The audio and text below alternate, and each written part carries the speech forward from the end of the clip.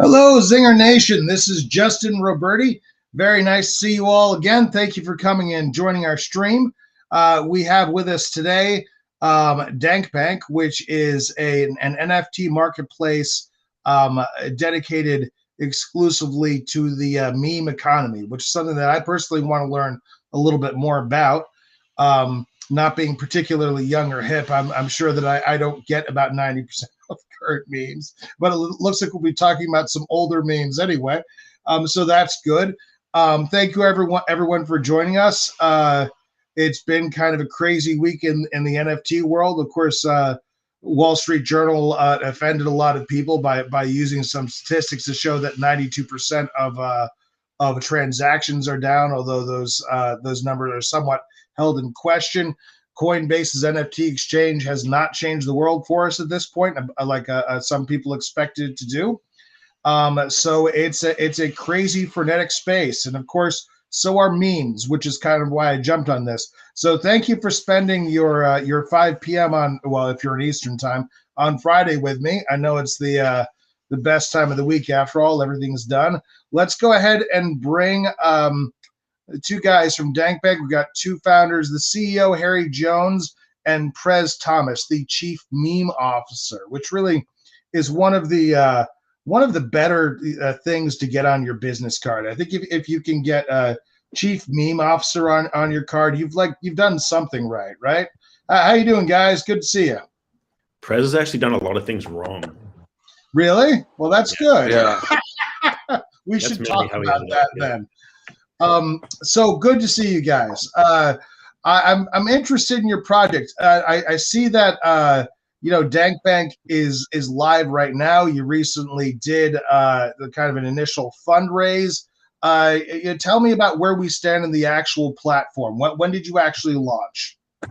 We launched a couple of months ago with sort of our initial batch of memes. We got like Bad Luck Brian, Success Kid, 10 Guy, a bunch of these like OG, like early 2000s, late 2000s memes. Yes. We added some. I actually felt nostalgic as I was looking at them, and then I felt so old. Like I had kind of a meta moment right before going into this show, because I feel like, well, anyway, like to me, they're still kind of new. But okay, go ahead. Some of these are like just about at the edge of my time. Right. Like Brian was very early internet. Right. But, yeah, so we launched with this sort of initial cohort of memes, and then in the background, we've been working on acquiring and sort of dealing with all these like legendary meme viral videos, viral content production people on bringing their stuff to the platform, and that's what's next. So and so how are you doing this? Are you're finding the original? I mean, obviously with the ones that you named, with was the overly attached girlfriend. I don't know the proper names of all of them off the top of my head, or whoever else. I know that obviously they've identified who the models in the photos are, whether they intended to be models or not. And I guess you're going to them in order to secure the IP in order to list them? Yeah. So for a lot of the ones currently on the site, they were auctioned sort of early last year. There's been a handful of maybe 20, 30 meme auctions that have happened already. And we've just won a lot of those, either our investors or as individuals or on DankBank. Like Mashable has a list for like Scumbag Steve, Bad Luck Brian. You're the one who acquired a lot of these? Disaster Girl. I bought a lot of these last year. So Disaster Girl and there's sort of four of us that own a lot of these memes. There was 3F Music, this guy from Dubai who buys a lot of them at just the most obscene prices. He bought Coffin Dance a couple weeks ago for $1 million. And then there's Ian Lapham, this Uniswap engineer who owns like Scumbag Steve and a few others. Then there's Andrew Kang, who led our investment round recently, who owns a ton. And there's me. I was sort of the first. I haven't spent the most money, but I was definitely the earliest. Right. Okay. Okay. And how have these? And so you took them and you fractionalized them and put them on the platform. Is that the goal? What was the thinking behind this? Where did this idea come from? Well, the initial thinking it was sort of the OG meme economy. The meme economy had been like a subreddit with 2 million roughly 2 million followers, Redditors, subscribers, Mm-hmm. and they would joke about investing in memes with the sort of like financial jargon of stocks, or like investing in memes, or them having fluctuating values. And then obviously Doge happened, Wall Street Bets happened, Robinhood, GameStop, and like the meme economy sort of became a real thing, wherein you can invest in the memeability of things, or you make investments according to their sort of like popular references, or like how much of a movement has gathered behind them. So we call that meme investing, but we call DankBank the truest form of meme investing, because you're not aping into a shitcoin that isn't backed by a meme. Mm-hmm. You're buying a piece of something that has real cultural significance, as sort of like a iconic piece of the internet that has being created by the actual content creators. Right. Of course, like there's already a level of abstraction to describing, the value of NFTs, but there's a further level of abstraction to extrapolating it out to memes. It isn't trying to find a hit meme a bit like trying to, like, if I would flip through the radio, if anybody listens to those anymore. I don't really, but okay. If I hypothetically listen to, the radio or something, and just try and pick out, like, lay odds on what's a hit song and what's not. I mean, like, isn't that kind of, doesn't that present a challenge in a way? Yeah, Prez, if you want to talk about this sort of future, that might be a good question for you. What's up, Prez? Hey, how's it going? Can you guys hear me all right? I'm yes. currently in a house that leaches. If I can not get the glare from your ceiling fan, though, that'd be better, because if you're pointing at it. Before I stand up and you see the mess behind me, I'm going to go ahead and preface: this is not my room. It is not emblematic of my lifestyle. Anyway, it's not emblematic of my lifestyle. That's awesome. But it is. Okay. Hi. That's good. That's better. Thank you. So how you doing, Prez? How are you gonna? You are chief meme officer. Therefore, you must be strong in the ways of memes. You must have meme-based wisdom, memetic wisdom that obviously, like, you've got this background and so forth. First of all, how did you come to that? And second of all, what's that like? Are you in the position of are you like guessing someone? Is it this like name that number? Like pick what the next hit song is going to be? It feels like it puts you in that position. I mean, well, first of all, when you create your own economy, you're inclined to label yourself as the most prestigious person in it. So the rationale was meme economy, chief meme officer. Who could possibly come along and pretend to have more prowess? Yeah, I'm going to declare myself king when I create Justin Coin. Justin Coin's gonna fucking kill next year. I've always wanted to create a micro nation. This is the closest thing to it. The process of finding me. I mean, the ultimate aspiration for DankBank is to allow anyone to upload a meme and to be able to invest in virality in real time as it is happening, because that's where you see that wild, every single day a new meme comes along and dominates our timelines and dominates pop culture. The guesswork is, I think, kind of interesting. I would argue that it's a lot easier to, or maybe a lot more human to try and suss out what a meme with viral potential is than to suss out what a stock with like a high likelihood of mooning might be. So there is something I always say memetics is easier for economics, and that might only be true for me. I've never gotten above like a C+ in math or but for those below the fray individuals such as myself, I think memes are a very powerful financial tool. But like I was saying earlier, right now we're just listing these legendary memes that we know have a standing cultural and artistic value. Blue chip memes, but in the future, memes that have had staying power. Exactly. But we want this to be a proper economy wherein you have blue chips and you've got pink sheets, and you can dabble in any variety of meme, be it super legendary or super niche. Invest in the things that make you personally happy. Invest in memes as they're on the rise. Put your money on things that you think are likely to go viral. You know, I think we've all liked bands or artists or songs before they became super popular. We've all, especially with the advent of very high functioning algorithmic platforms like TikTok, we've all found a TikTok creator and started following them before they became ultra famous. And I think that is like a very like that is what we are ultimately aiming to do, is to allow people to get a financial kickback for properly guessing what that next big meme is going to be. Right. Okay. So you know, disgusting. Would you like to correct me? You've got your cohort of blue chips to launch with, and I assume that's your original move, which seem kind of old even to me. So they must seem like super old to the rest of you guys. Typically the oldest person on the show, except when we had Major Kelly, the astronaut, on. He was probably old. Probably the only time that's happened so far. But anyway, you know, so what about what's new and hip? How are you going to identify what is your next cohort that you're bringing onto the platform?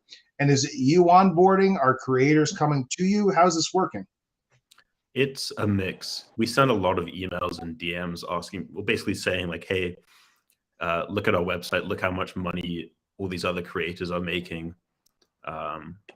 You know, how much potential there is for you if you were to mint your content. And it's usually a pretty easy proposition once they see, you know, we're effectively unlocking this crazy new value for people that have never really had a way to monetize their virality. Like you can put ads on your future stuff, you can license it, but nobody really cares about having Bad Luck Brian on a t-shirt. I mean, he's not that sort of commercially relevant. So this is like a brand new way for them to monetize. That's typically like a lot more lucrative than things they're used to. So it's a pretty easy proposition there. The stuff we're reaching out to now is like TikToks, Vines, newer stuff, as well as sort of like, you know, there's really not that many old memes left that haven't been minted. I would say like early internet stuff, classic blue chip stuff. So now it's sort of delving into Vines and newer / you could argue less blue chip memes. Right. Well, I mean that's the thing. I'm kind of thinking like my basis for understanding is likely a little bit likely to be a little bit more dated than yours. But like, how do you stay ahead of something that has that is as ephemeral as meme culture, if you want to call it that? I wouldn't call meme culture ephemeral. Like a lot of memes obviously capricious. How about capricious? It seems to work off of its own logic, in other words. But Carol Baskin, for like we bought the Carol Baskin wedding photo, which is her Good husband. call. Like that's going to be legendary forever, just because Carol Baskin was a legendary figure of the pandemic. Like even if Carol Baskin sort of fades from obscurity amongst our generation, amongst people who sort of watched Netflix even during the pandemic, or who are into the Carol Baskin meme at any point in time, that's always going to be a hilarious picture, and Carol Baskin's always going to be sort of a legendary meme figure, even if not always like a relevant one. Like Bad Luck Brian isn't a relevant or like new / trendy meme, but it still gets used a lot. It's still appreciated. You know what I mean? Okay, so where do we see taking it next, guys? Like, I mean, one thing that occurred to me is like the nature of memes themselves is changing, isn't it? Like, I would assume that a lot of the new memes are like well, it depends on how you define meme, but like the TikTok dance kind of becomes like a dominant meme these days, or like Cardi B had like several where like, you know, a specific dances and so forth. How do you account for that? Is that something that we can turn into a fractionally saleable property? Yeah, I mean, you'd have to, if it was a dance, you have to find the person that originated the dance, the person that has the provenance of having created the dance and could mint something about it. If it's a song, you can mint the song. If it's a sound, you can mint the sound. You can mint any sort of media, any type of content, as long as you sort of have the provenance of them being the special person that was behind it. Do you run in situations where you can't find the provenance, or where it just doesn't have provenance the same way that fine art does? Yeah, if there's no provenance, we can't mint it. That's really simple as that. Like, we can't mint something that wasn't. It is strange. Backing. Yeah. There are some memes that just kind of seem to have spawned out of nowhere at some point prior to our really having any record, you know, either on dead sites or they were in community chats without any, like, they can be ascribed to a community but not necessarily to a particular person. And unfortunately, in those instances, we can't go ahead and mint it. But yeah, these days, you know, since most of this content comes to deduce who its original creator was, or creators with a following or a presence of some kind. You know, does it ever strike you guys that, like, you know, lots of other NFT projects, if you haven't noticed, just completely wholesale rip IP off, right? Like lots of them. Ones major projects I've done. Cool Cats Tron, completely comfortable just ripping off all of Cool Cats, really.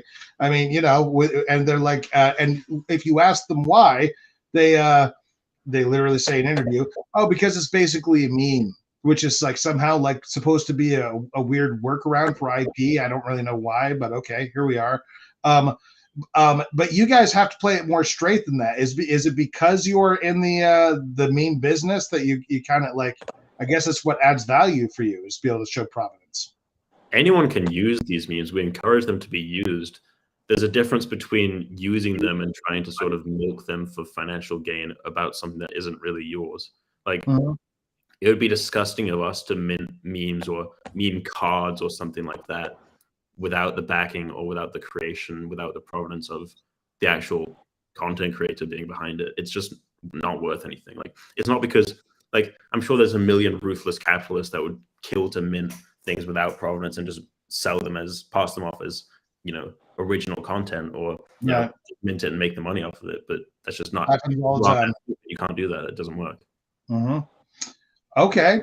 Well, I mean, it is a cool idea. And why did you get specifically into fractional sales? Is it because there's a limited variety of like household name memes, essentially?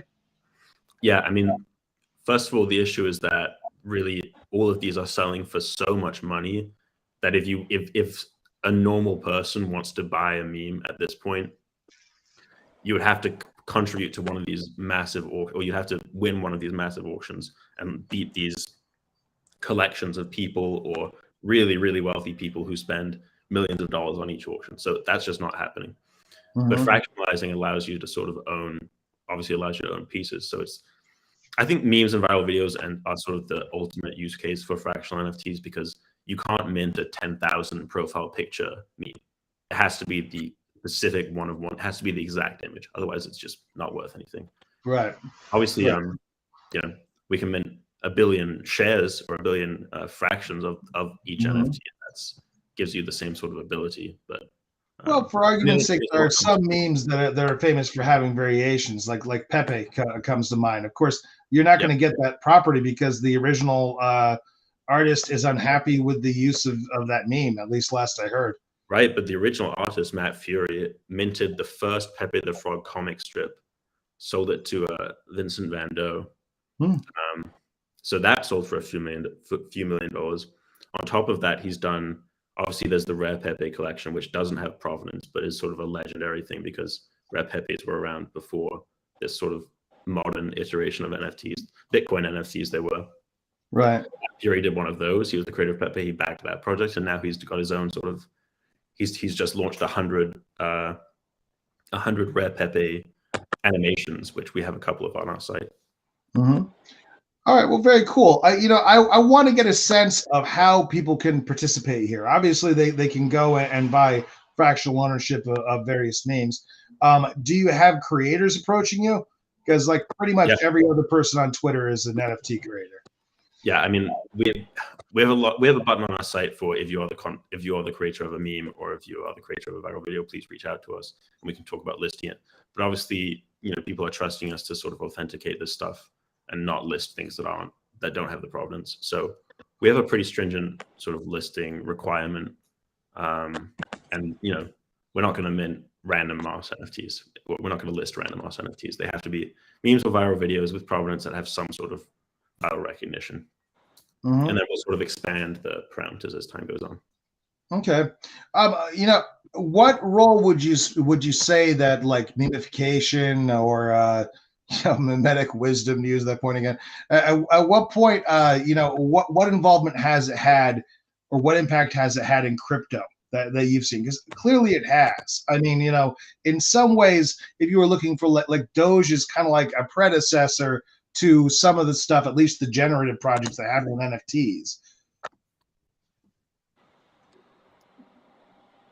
Oh, I can't hear you, Prez. Can Yeah, can you hear me now? Yeah. Yep. Okay. I would say crypto and memes run very deep. Like Harry was saying, not only were the first real NFTs of note these rare Pepes, Right. which are very absurd in their own right. But a lot of people who are in this space come from a very like they come from an internet background, but not your typical internet user. These people have a very intimate and long-standing relationship with the internet. You know, I've got a few close friends and know many more people who pretend to be animals like frogs and puppies on Twitter, and they're completely anonymous otherwise. Some of the most followed people in the space are the creator of Dogecoin, the chairman of the Wall Street Bets Discord. So memes have always had a very prominent place, and like we've witnessed, you know, the thing that really gave birth to DankBank is a byproduct of us observing that despite market trends, memes have always been perceived as very valuable by collectors because they're one of the only things in the NFT space that have that pre-existing value. You know, as cool as Fidenzas and Bored Apes and all of those things are, I think the interesting thing about them is that they have become so valuable, but that value doesn't necessarily come from their having that inherent cultural significance. And that ends that train of thought. You know, let me ask you a question, because like I'm excited to have you guys here. There's a lot of places that I kind of want to take this topic, but like I have market experts come on all the time. We had Jordan Belfort on. We were going to have Scott Melkor, Wolf of All Streets, come on Monday. So everyone tune in for that, and hit like and subscribe, by the way, everyone. But you know, you are the first meme expert, at least professed, you know, the meme aficionado that I've had on the show. So I'm going to ask you, like, you know, is Bitcoin going to reach 100,000? I'm just kidding. That's what I ask everybody else. What I want to ask you is, what are you bullish on? Is there any, like, what are you bullish on memes? Can you give us some insights? It doesn't constitute financial advice, after all. I've always been simple image macros and advice animals. I've always been very bullish on. I think the more adaptable a template is, the more potential it has to live a long, healthy life. And I think that's why things like Bad Luck Brian and Doge and I don't even know, Side-Eye Chloe, things that can be infinitely reused, reaction GIFs and reaction stills. Always very bullish. That Boromir meme, for example, I mean, that's been used for literally everything since then. Anything that you can send in lieu of a verbal or text response, I would say has legs. Right. So a lot of reaction. But that is just my personal opinion, and I have not done well financially. So, except since your association with DankBank, and now your life is fantastic. Come on now. What about you know, how could people participate, Harry? Like, what should people be looking out for from DankBank? So we've got this, I don't want to say too much, but we've got this massive collection of stuff that we have yet to launch that we need novel distribution mechanisms for. Say, how are we going to get the Carol Baskin NFT into the public's hands? How are we going to get the Gavin meme and all of these other legendary things that will be worth hundreds of thousands of dollars?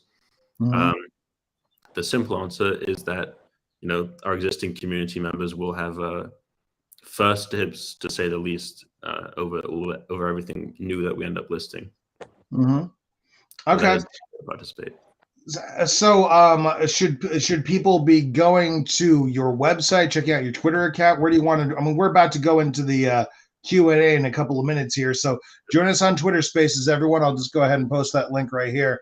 But where would you have people, come in and check you guys out? DankBank.co is our website. And pretty soon we'll have a sort of free memes mechanism similar to Robinhood, where if you sign up and you want to get a taste of this stuff, but just want to see what it's like the process of buying a meme, then we'll hook you up with a free meme up to $200. Yeah, until then, just buying memes, hanging out in the Discord and chatting with us. And how big is your Discord? How big is it, Prez? How big is our Discord? Probably around 5,000 people. Yeah. So right in that sweet spot. There's never been a better time to join the DankBank Discord. Exactly. That's what we need. We need the positivity here, right? Watch some more commercials too. I advise that. That must be a brutal amount of work, truthfully. Like hyping a community, like it seems like all the successful projects I've spoken to are on there pumping their community like 24/7. Like what an incredible. It's not a matter of manipulating them though. Like people will come when there's money to be made or when there's actual opportunity, and that's what we're trying to create for them. Well, hype and I don't mean those in a negative way. To me they've taken on the more. When I say hype, I don't mean that as a bad thing. I did marketing for 25 years. So like hype is a necessary part of a project. It's another thing that has to be handled after all. Yep. I just think hype is a lot of the times used to sell things that don't have any value. And I want to make sure there's a real value proposition for people where, they don't go down and be upset about it. They feel like they really got something out of their experience. We call it stimulus here at DankBank. We try to keep our community stimulated. Mm-hmm. No, I totally agree. In my opinion, there's lots of instances of people not buying things that are very useful and that they should buy too. So my opinion is that all things need hype. That's kind of the way. That's the spirit in which I use it anyway. Yep. So all right, everyone, please hit like and subscribe. Thank you, Harry and Prez, for coming on to the show and speaking with us. We're going to go jump onto Twitter Spaces and do our thing on there for a little while. So come join us. Ask. There you go. There's that was a little mimetic there, Prez. You got that thing. But yeah, please come join us. Ask some questions. It's kind of a rainy Friday, or at least rainy where I am. So let's go and talk about NFTs a little bit. Thank you, guys. I'm gonna hit the music to see us out here, but please, everyone, hit like and subscribe and help us satisfy our algorithmic overlords. Thank you for joining us, and we will see you guys in about 2 minutes on Twitter Spaces.